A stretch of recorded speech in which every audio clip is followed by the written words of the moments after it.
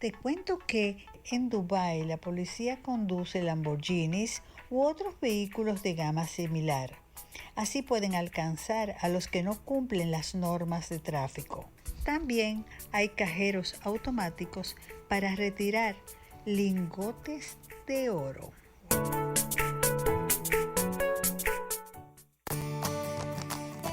Farmacias Carol presenta.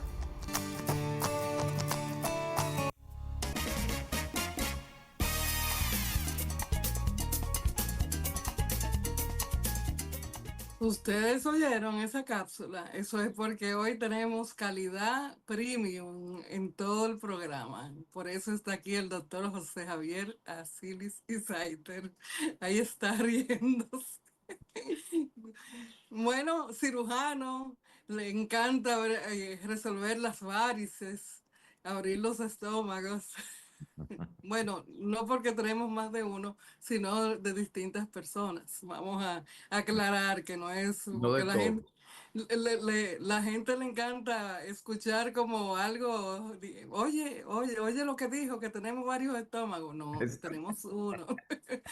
Bienvenido, doctor, parte del equipo de Hora de Té. Qué bueno sentirlo por acá.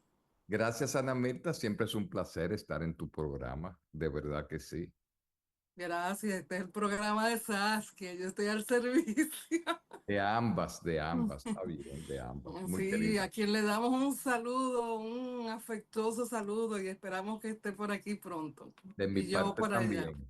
De mi parte. Deberíamos de ir a grabar para allá un día de Hacer esto. un en vivo, claro, claro. Hacer exactamente. Hoy tenemos un tema muy interesante que es la obstrucción intestinal. La verdad es que yo he oído mucha gente con esos temas. Y la verdad, que es preocupante porque no sabemos, bueno, ustedes sí, pero los humildes mortales que no están en eso, no sabemos qué los ocasiona, si se puede prevenir, de qué se trata, a qué se refiere verdaderamente esa obstrucción, o sea, por qué se produce. Antes de definirla, precisamente te quiero comentar que cuando uno hace emergencias, una de las cirugías más frecuentes para en ese tipo de situaciones son las llamadas cirugías por obstrucción intestinal. ¿Qué es una obstrucción intestinal? Bueno, es cuando el intestino es bloqueado por algo. Nosotros tenemos un tubo digestivo que comienza en la boca y termina en el ano. El alimento entra por la boca y en la medida que el alimento va avanzando, el mismo cuerpo va produciendo muchas sustancias, no solo las que entran, sino las que se van agregando. Y es como un recorrer por el tubo digestivo. Cuando llega al estómago, el alimento es triturado se convierte en piececitas. Cuando llega al intestino delgado, las llamadas tripitas, que son de más de 6 centímetros, de 6 metros de largo, entonces ahí se produce una absorción, pero también se produce mucha secreción de líquido que procede del cuerpo. Y ya cuando llegan al colon, entonces ahí se almacena para hacer los residuos para que luego salgan como materia fecal. Es decir, que esto es como si fuera una manguera, tiene un flujo continuo. Si en algún punto del tubo digestivo ocurre una obstrucción, algo que lo tape, entonces es lo que se llama una obstrucción intestinal. Generalmente, eso puede pasar desde la boca hasta el ano, pero donde generalmente ocurre es a nivel del intestino delgado o del intestino grueso, que es el colon. Entonces, ¿por qué se produce? Hay varias causas. Por ejemplo, las más comunes son las llamadas adherencias, que tantas personas hablan de adherencias. ¿Qué son las adherencias? Cada vez que a una persona la intervienen del abdomen, una forma de sanar es que a veces se pega un intestino con el otro, o ya sea porque se pegan o se crean unas bandas entre uno y otro, y a su vez de los intestinos con lo que es por dentro las paredes que contienen el abdomen. De ahí es que esto es tan frecuente, o no es raro. ¿Por qué? ¿Cuáles cirugías son muy frecuentes en cualquier persona? Las cesáreas, las cirugías por apendicitis, por ejemplo, y otras cirugías dentro del abdomen. Toda cirugía de esas puede conllevar adherencias o lo que se llaman bridas. Entonces, no quiere decir que siempre que se forme una adherencia esto ocurra, pero sí lo puede dar.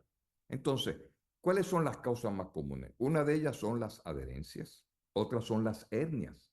Cuando uno ve esos, ¿dónde están las hernias? Puede estar las hernias en la región inguinal, en el ombligo, en una persona que le hayan operado y a través de la cicatriz salga una hernia. También el intestino ahí se puede atorar y dar como causa una obstrucción. Otra causa frecuente es que el intestino se tuerza sobre sí mismo, lo que se llama una torsión o vólvulo.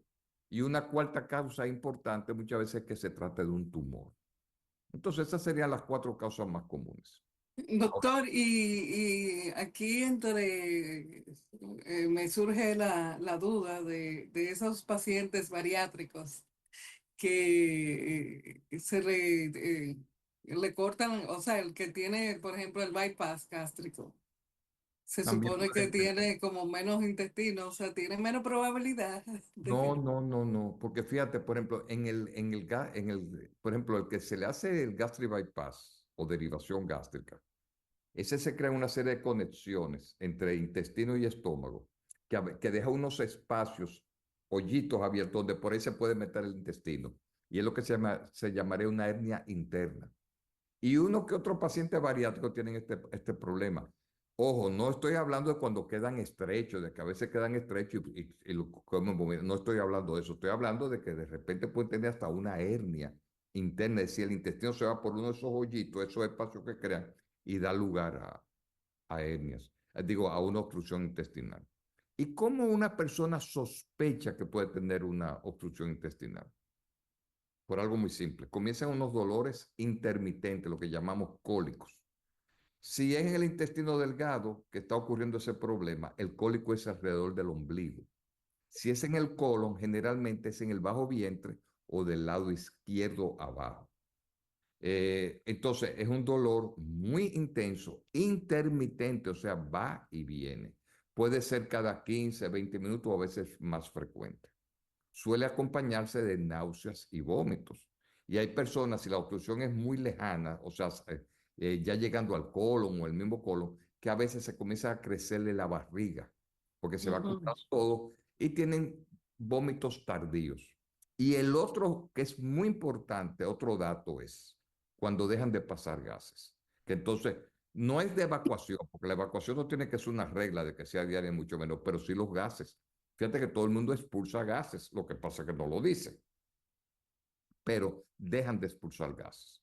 Entonces, la moraleja de todo esto, o la enseñanza de todo esto, es que las personas que tienen unos cólicos abdominales muy intensos y que se van prolongando en el tiempo 1, 2 horas o algo así, ya debe de buscar asistencia médica. Porque no solamente eso puede denotar una obstrucción intestinal, sino también complicaciones relacionadas con la obstrucción intestinal. ¿Y cuáles son esas complicaciones? Por ejemplo, puede estarse torciendo un intestino o estar atrapado y el intestino morirse, lo que se llama gangrena. Y eso complica mucho las cosas. A veces se perforan y da lugar a una peritonitis. Otras veces, además, lo más común que comienza a ocurrir es que con los vómitos y todo eso, el paciente comienza a perder líquidos del cuerpo. No es como la gente cree que dice, pero yo tengo el estómago vacío, yo no he comido nada. No, porque son líquidos que se producen dentro del cuerpo, que salen de las reservas. Es decir, que aunque usted no está tomando agua, como quiera se van acumulando muchos líquidos y luego son vomitados y se pierden. Entonces, esa gente que pierde mucho líquido, de repente hasta el riñón le puede fallar. Y otra complicación importante es que un intestino obstruido pierde la barrera que hay entre el contenido de lo que llama la luz, o sea, el interior del intestino, y la sangre. En la luz del intestino hay bacterias y esas bacterias pueden comenzar a pasar a la sangre. Eso tiene un nombre en medicina, se llama la translocación bacteriana y da lugar a infecciones muy severas. Es decir, que una obstrucción intestinal, la persona entra en amenaza de complicaciones y de su vida. O sea, puede morirse por una complicación intestinal. De ahí que Doctor, pasan 2 o 3 horas y debe de ir inmediatamente a una emergencia o buscar la asistencia médica. ¿Qué pruebas diagnósticas son más efectivas para identificar eso? Bueno, una vez que llega a la emergencia, el médico le hace su evaluación y todo eso, fuera de los estudios rutinarios para saber cómo anda la sangre, si ha perdido líquido, lo que sea, son los estudios de imagen. Modernamente el que se usa más es la tomografía computarizada, porque te va a decir dónde puede estar el punto de obstrucción y dar imagen de qué es lo que está pasando. Anteriormente se usaba y todavía hay sitios que lo usan, que da también cierta información, las radiografías simples de abdomen. Pero la respuesta es de que modernamente uno le ordena una tomografía computarizada. Eso es muy importante, va a dar una imagen muy certera de lo que está pasando, porque también conviene señalar que estamos hablando de lo que se llama una obstrucción intestinal mecánica. Hay un factor que le está obstruyendo. Pero existe también la parálisis intestinal. Ahí entra como en silencio el intestino y se ve mucho después de las cirugías, por ejemplo, o infecciones importantes del abdomen, como peritonitis, pancreatitis. Esos son como complicaciones. No, no, esos son otras entidades donde tú haces la diferencia. Y también lo que se llama la pseudoobstrucción, donde el paciente tiene todo un cuadro clínico de esto, pero no hay una lesión. Es algo funcional. Pero siempre hay que tener mucho cuidado de que no haya una obstrucción mecánica. Por eso, ante esa situación, el paciente debe de ir a la emergencia o buscar asistencia médica rápidamente. Una complicación mecánica. Sí, o sea, estamos hablando de los factores mecánicos. Por ejemplo, mecánico quiere decir, si hay un tumor que está tapando el tubo digestivo, eso es mecánico. Una adherencia, que es como coger una manguera y angularla, doblarla, eso es una complicación mecánica. Pero hay muchas causas, no solo las hernias también cuando queda atrapado el intestino. Como te dije, pero hay muchas, son muchas las causas. Esas son las más comunes, no que se tuerce el intestino, pero que eso es una condición potencialmente muy seria.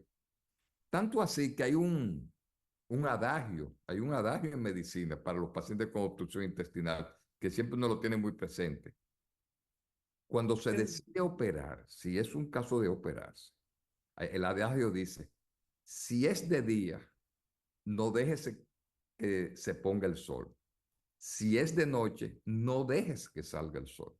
Todo para implicar que estos son casos que el cirujano debe estar muy pendiente porque las horas pasan. No es la emergencia del que se está desangrando, que tú tienes que llevarlo sin averiguar, no.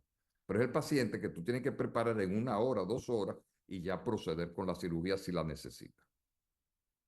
Wow. ¿Y hay alguna forma de prevenir una obstrucción intestinal o eso se gobierna ahí adentro? No, mira, por ejemplo, como la causa más común son las adherencias. Muchas veces cuando uno sospecha que es una adherencia y piensa que el intestino no se está comprometiendo mucho en cuanto a su circulación, uno le puede poner una sonda nasogástrica, que es un tubo que va directamente al estómago para que descomprimirlo y se comience a sacar el líquido y lo observa. Pero fíjate, por ejemplo, con el tema de las adherencias. Siempre la medicina ha tratado por mucho tiempo de ver cómo puede prevenir las adherencias, pero realmente no hay nada efectivo. Y las adherencias, por ejemplo, a veces son causa de infertilidad en la mujer porque le pega todas sus trompas. Entonces, ¿a qué me refiero? Por ejemplo, cuando uno opera a un paciente en una cirugía normal, uno, como todavía en muchos sitios usan los guantes con talco para que puedan entrar más fácil, el cirujano debe de quitarse esos guantes. Yo siempre tengo la rutina de echarme agua, porque el talco, si tú lo dejas caer en el abdomen, puede causar adherencias. Otras veces son consecuencias de infecciones que han tenido entre el abdomen, se pega todo. También a la manera de suturar, cuando uno ya está cerrando la herida, por ejemplo, hay cierta proponente de no cerrar ciertas capas para que luego no haya adherencias. Antes se usaban sustancias para prevenirla, incluso, por ejemplo, heparina, cortisonas, etcétera, pero con el tiempo todo eso se cayó. ¿Por qué? Porque eran más los efectos secundarios que la verdadera prevención de lo que causaba, que todo eso se ha ido aboliendo. Es decir, en pocas palabras, hay ciertas medidas que el cirujano debe tomar en una cirugía de esa virgen, haciendo una cesárea, haciendo una apendicectomía, una cirugía de vesícula, pero realmente no hay nada para prevenirlo. Hay un tema que yo pudiera tocarte ahora. Mucha gente dice, ay, yo tengo adherencias, me van a operar de eso. ¿Por qué? Porque son personas que sienten a veces dolores en el abdomen. Eso hay que saberlo escoger muy bien. Ciertamente, hay ciertas adherencias que se pegan a la pared, es decir, detrás de los músculos, que cuando la persona a veces se mueve siente un dolor fijo. A veces cuando yo no tiene bien escogido esos pacientes, dice, bueno, está bien, como podemos hacerlo por la paroscopía y no invade mucho, uno entra en la paroscopia y si hay una adherencia la corta. Esos son casos, no estoy hablando de la verdadera obstrucción, sino cuando tienen molestias por las llamadas adherencias. Adherencia es un tema muy común para cualquier paciente operado. Es decir, que estamos hablando de una situación que es muy común, pero que se puede tornar muy dramática y el paciente no debe de perder tiempo. Pero siempre el tratamiento siempre lleva a cirugía, puede no. No siempre, sobre todo cuando hay adherencias. A veces no. Pero a veces también uno ya hace la historia, porque a veces tengo cuadros repetidos y todo eso. Y ahí se necesita mucho el juicio del cirujano. Porque uno dice, no, esto no va a salir, esto va a seguir repitiendo, esto la va a llevar. Entonces uno toma la decisión de la cirugía. Pero en adherencia la respuesta es que no siempre hay que operar. Pero sí debe siempre evaluarse cuando está en el cuadro clínico. Que recuerden, es el dolor tipo cólico, es decir, intermitente, generalmente alrededor del ombligo, que va acompañado de náuseas y vómitos y se va prolongando con las horas. No espere más 1 o 2 horas. Y si el dolor es muy intenso, vaya inmediatamente a la emergencia. Usualmente, ¿a qué médico se recurre? Bueno, como es una condición de emergencia, deben de ir a una emergencia. Y el emergenciólogo generalmente va a llamar a un cirujano. Pero obviamente hay una serie de medidas iniciales que se toman que no tiene que estar presente el cirujano. ¿Qué es la mejor manera? Yo creo que el mensaje es ese. Ante esa situación, vaya a la emergencia. Y ya yo le va a buscar el cirujano. No que llame un cirujano, porque puede ser que no sea otra cosa y no sea una obstrucción Claro, intestinal. pero sí, o sea, usualmente es el cirujano, El que una va a persona como resolver. usted, la persona. Así que uno llama, sí, claro, claro. Sobre todo cuando uno está de llamada. Mira, por ejemplo, en mi último servicio en Sedimat, yo tuve 3 casos operados de obstrucción intestinal. En una semana, 3 casos, que eso es mucho. Pero que eso es lo normal, operar 3 casos. Y consultado quizás 3 más que no se operaron o que se sospechaba obstrucción. Es muy común esto. Doctor, ¿y una persona que se opera porque tiene una obstrucción intestinal puede volver a tenerla a posteriori? Claro, cuando es por adherencia, sí, puede volver a repetir. Eso siempre uno se lo advierte al paciente. Eso es un albur, uno no sabe. Por ejemplo, yo tuve uno de esos casos, tenía lo que llama una brida apretando mucho, eso se liberó y se le explicó otra paciente que tuve en esa semana. Hubo que liberarle todos esos 6 metros de intestino porque estaban toditos muy pegados con otro. Se liberó totalmente. Eso no quiere decir que no se vuelva a pegar. Ahora ella evolucionó muy bien y ahora se le resolvió el problema. Pero eso es un albur, pero hay que resolver. Y lamentablemente la persona ya no puede hacer nada en sus manos, como que diga, déjame con que yo coopero para bajar esta posibilidad. No, simplemente estar alerta ante un dolor que acudir rápidamente a un servicio de emergencia. Doctor, ¿y la recuperación de ese tipo de cirugía? ¿Qué tal? Mira, todo depende, porque por ejemplo, a veces son tan puntuales que uno opera rápido, incluso lo estamos haciendo por la paroscopía, entramos en lente y podemos cortar. Cuando está muy distendido ese abdomen, no cabe la paroscopia, no hay espacio, tenemos que abrir. Mira, depende. Generalmente, si uno le agarra tiempo, son pocos días de hospitalización, se van rápido. Porque el tema también está en cuando el paciente puede volver a tolerar alimentación. Y a veces se van 2 o 3 días donde todavía no es muy buena lo de la alimentación, depende. Porque, por ejemplo, cuando hay una obstrucción de colon por un tumor, nosotros quitamos el colon, o sea, se hace la cirugía del tumor. O sea, no es solamente ir a despegar, sino depende de la causa. Pero generalmente tiene un posoperatorio de unos días, que con frecuencia el paciente, si le va bien, termina yéndose entre 5 a 7 días de hospitalización después de la La cirugía. alimentación usualmente, ¿qué No, tal? no, no vuelve a lo normal, a lo habitual después de eso. Bueno, la verdad es que usted nos ha ilustrado bastante sobre esa obstrucción intestinal, que esperamos que no nos suceda, ¿verdad? Pero si no Claro que sucede, no. pues vamos a la Exacto. emergencia y si necesita un cirujano, bueno. Si yo lo necesito, es a usted que lo voy a llamar, así que prepárese. Está bien, a tus órdenes. Ese bisturí. No, Y no se desea, no se cuéntenos. le desea mira, que estoy dispuesto, no, no se desea eso. Pero No. si surge la necesidad, con mucho gusto. Bueno, ¿en dónde podemos ubicarlo, doctor? Mira, como yo estoy en varios sitios, yo generalmente doy el teléfono, que tiene también WhatsApp, 809-221-1099. Ahí me contactan o nos contacta al servicio, al equipo, y nosotros ahí orientamos a dónde verlo dependiendo de qué tipo de problema tenga. Ah, bueno, pues ya ustedes saben cómo localizarlo. Además, el doctor está en el Instagram y en el Facebook. Usted investiga, usted googlea doctor José Javier Asilis y Saiter y ustedes van a ver Ujú. todo lo que él hace, esas arañitas de las varis. Que espero que no me salgan, pero si me salen también voy para allá. Gracias, doctor, por Un haber placer estado con siempre, de nosotros. verdad. Encantadísimo y encantado de que estés de regreso por el país también. Gracias, gracias, gracias. Ah, y Bueno, sí. también antes de irme, qué bonito artículo el tuyo de hoy dedicado al maestro. El maestro es la Ah, persona más importante en la sociedad. Yo diría más que el mismo médico. Es el maestro. Y muy lindo tu artículo. Qué bueno, oportuno. y si el maestro es médico, mucho mejor. Ah, también, Así que, también. pero tú sabes que vamos a tener que hacer un artículo sobre los discípulos también, porque todos somos discípulos, debemos, Claro, aún los claro. maestros deben asumir una Yo actitud sé que se nos discipular. fue el tiempo, pero te puedo decir, yo doy clase y para mí es un compromiso muy importante. ¿Y por qué doy clase? Para pagarle a quienes me enseñaron. Esa mística que yo tengo con la docencia viene de mis mentores. Esa es mi forma de dar las gracias a ellos. Y qué lindo. Gracias, gracias, gracias por toda la riqueza que usted tiene y por Gracias. compartirla con Hora de Té. Así Placer. que nos vemos prontito y usted, señor director, vámonos a pausa.